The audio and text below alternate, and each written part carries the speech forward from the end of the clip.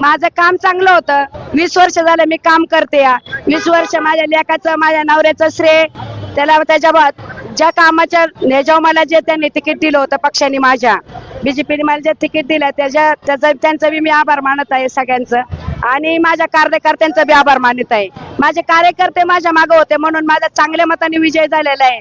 मी इथून मोर माझ्या कार्यकर्त्यांना श्रेय देणार आहे आणि माझ्या जनतेला पण श्रेय देणार. जनतेने जे माझ्यावर विश्वास टाकला त्या जनतेला मी कधीच तडा जाऊन देणार नाही.